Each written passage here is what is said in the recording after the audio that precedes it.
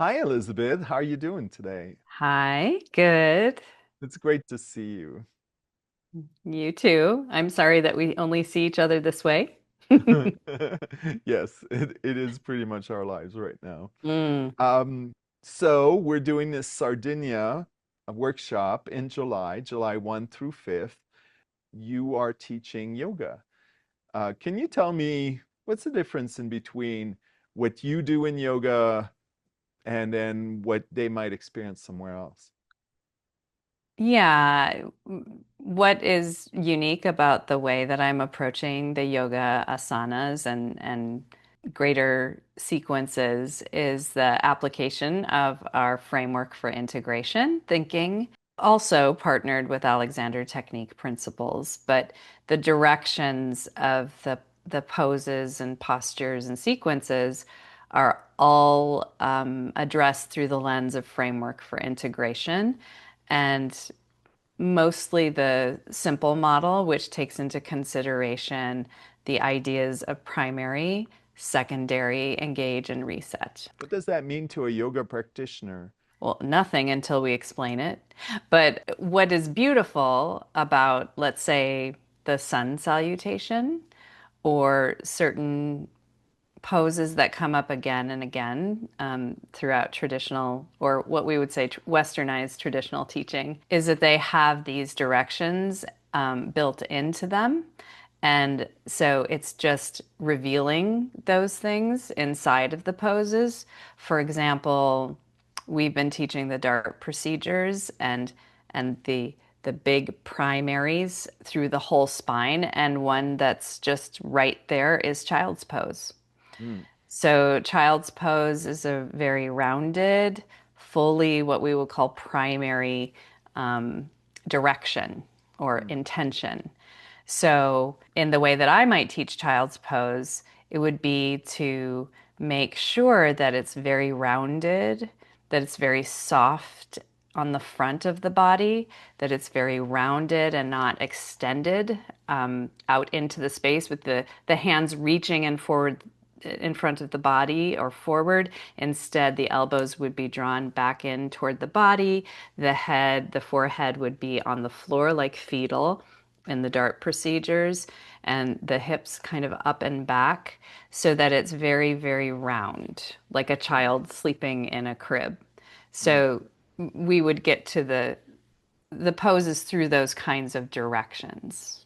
Why? Why is that important to go into a more rounded than extended place? Well, yoga is this really beautiful balance of flexion and extension and Mm, transitioning and moving through all those poses. The first thing that you'll do in a sun salutation is, raise your arms to the ceiling and arch your back before you fold over, forward fold. Um, to round your back, and bring your forehead toward your knees or toward your legs. So those two things are, well, they're pretty extreme the way some people do them or teach them. But to know the difference that we're not just making shapes, we're mm, not doing prescribed postures or poses that are static, that we're always moving from somewhere and then recuperating often toward the opposite thing. So mm, just in that very first part of the sun salutation with the first in breath and the looking up to the sky and raising the arms over the head and then kind of diving down to fold over from the hips, the spine changes radically in between, and the direction of the body changes radically in between those two things. And there's kind of that give and take throughout the whole sun salutation.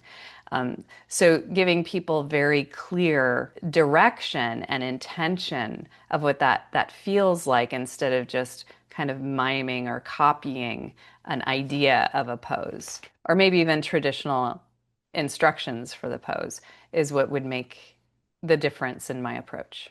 mm. Thanks. That's great. I know you're an Alexander Technique teacher.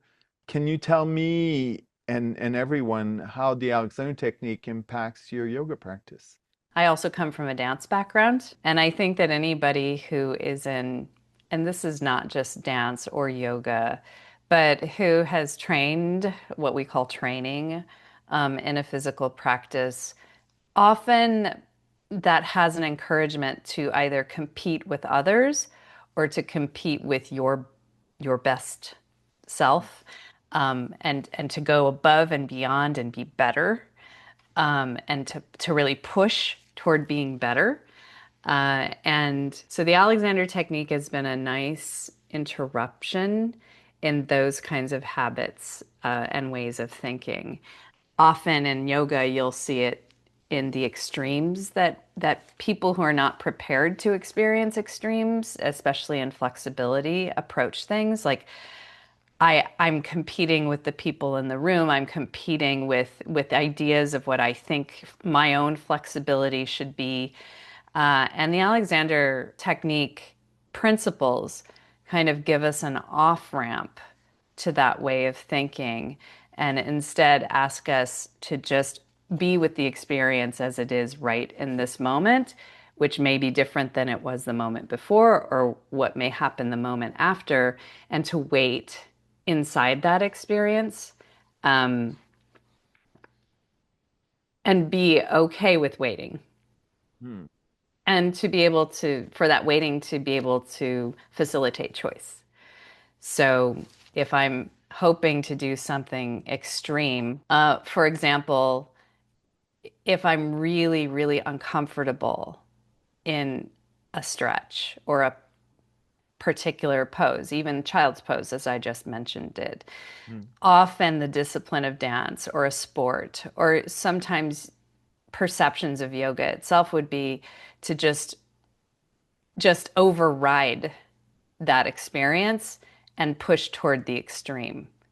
And instead, this gives me permission to soften my attitude toward myself, to soften the competition that I feel toward myself or others, and to just be quiet in my body. And that is the true practice of yoga, the union. And, if it's taught with that purpose, it exists. And so the Alexander technique just kind of supports that waiting, that non-reactivity, that not springing to do the next thing, to not do all the time, but sometimes just to be inside the asana, to be inside the pose, to be inside the experience of that thing, and to have choice. Say, yeah, this doesn't work for me. Today I have to adapt something. Today I'm going to stop.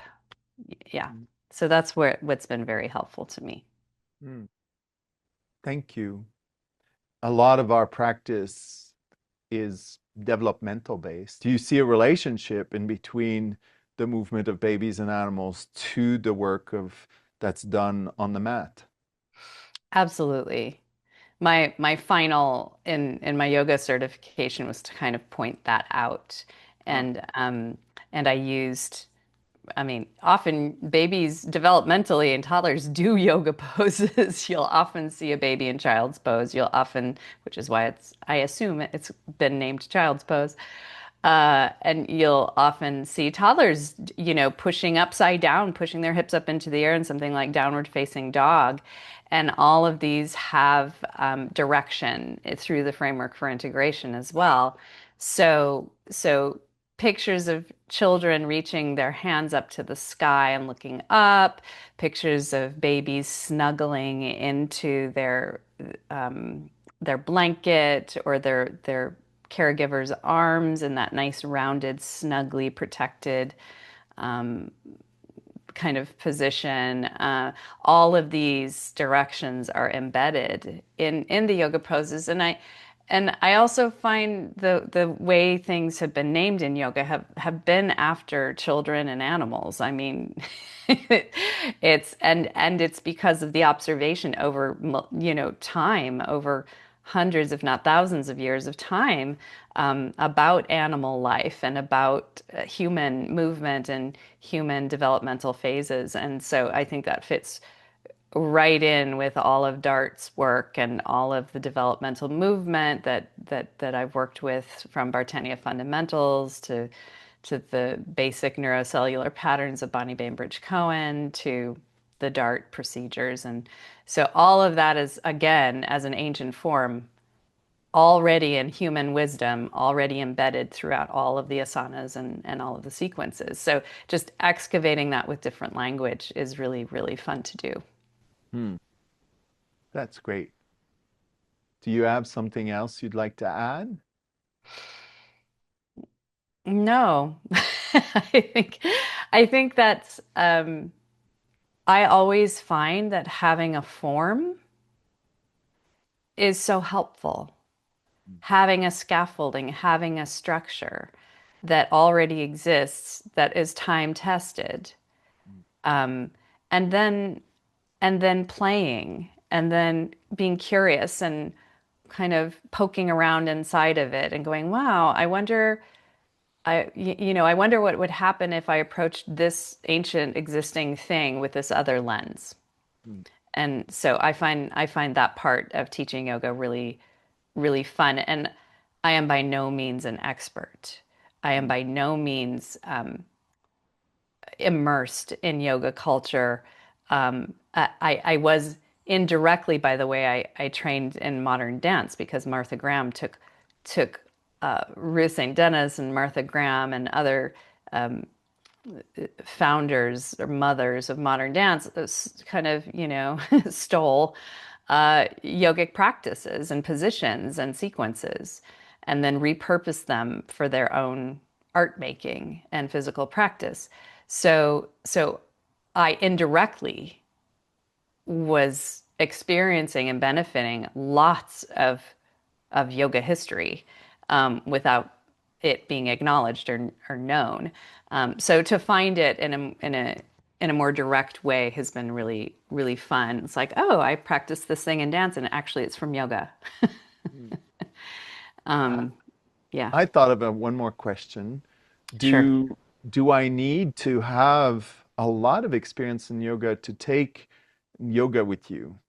No, not at all. In fact, there's this book called Bad Feminist by Roxane Gay, which is really one of my favorite um, books. But I'm probably, a bad yogi, meaning that I still struggle to